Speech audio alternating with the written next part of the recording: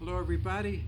This is Saint Eddie, and I'd like to do one of my favorite gospel readings for you and then give you a little bit of my thoughts on this reading. This is a beautiful reading, and it's very appropriate for Easter. Here we go. This is the road to Emmaus. This is the Gospel of Luke, chapter 24. Now, that very day, two of them were going to a village 7 miles from Jerusalem called Emmaus, and they were conversing about all the things that had occurred. And it happened that while they were conversing and debating, Jesus himself drew near and walked with them, but their eyes were prevented from recognizing him. He asked them, "What are you discussing as you walk along?" They stopped, looking downcast. One of them, named Clopas, said to him in reply, "Are you the only visitor to Jerusalem who does not know of the things that have taken place there in these days?" And he replied to them, "What sort of things?" They said to him, "The things that happened to Jesus the Nazarene, who was a prophet, mighty in deed and word before God and all the people.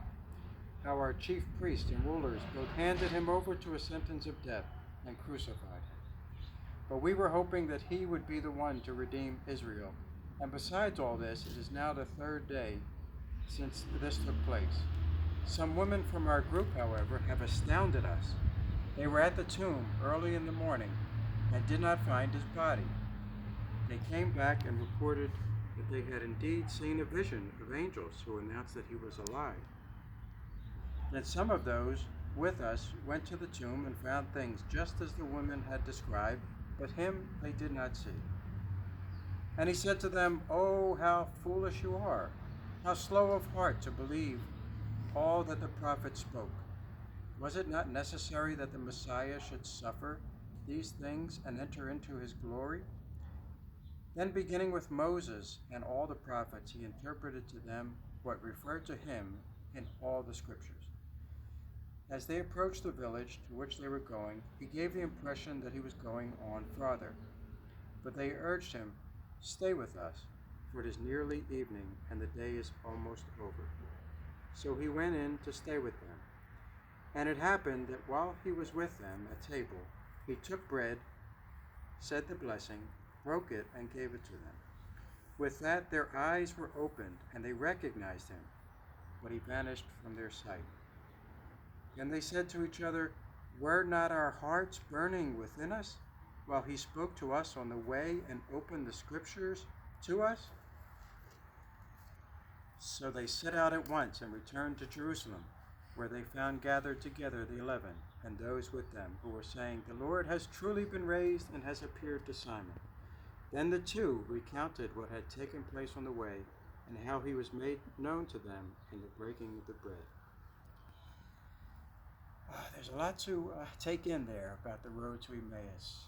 Remember that this is later on in Easter Sunday, um, and a few points that I'd like to make about this. Number one, I always wonder why those two disciples did not recognize Jesus right away. Uh, and I guess the thing to think about is they weren't ready to understand that he had risen from the dead. So if they had not the capacity to understand that, then they wouldn't have had the wherewithal to believe that it was him. They might have thought to themselves, "Boy, that seems like him."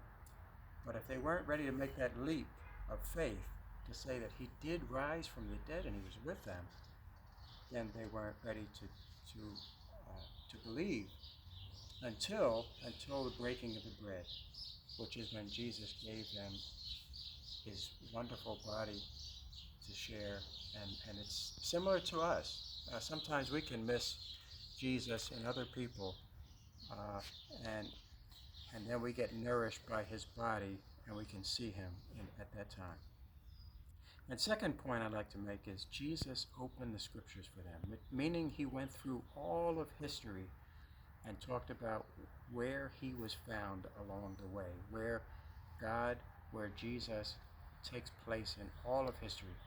And if you think about it in our life, we can often go back and say, I should have done this, I shouldn't have done that, and so forth and so on. But if we think about it this way, that in every part of our history and world history, Jesus is there, then it all becomes part of who we are and part of where we are today. So we just take it and say, wow, this is all part of us, and Jesus is always there along the way. And finally, there's this great line about, were not our hearts burning within us? What a wonderful feeling that must have been when they felt in their hearts that this was Jesus, the risen Lord. They were so excited, I could imagine them racing back to tell the others.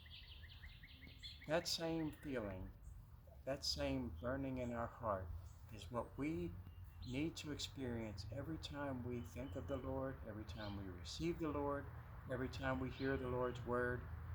Every day, basically, we need to wake up and say, we're not our hearts burning within us, and go and tell others about Jesus and about his gospel and about his message of love one another, and his message of hope.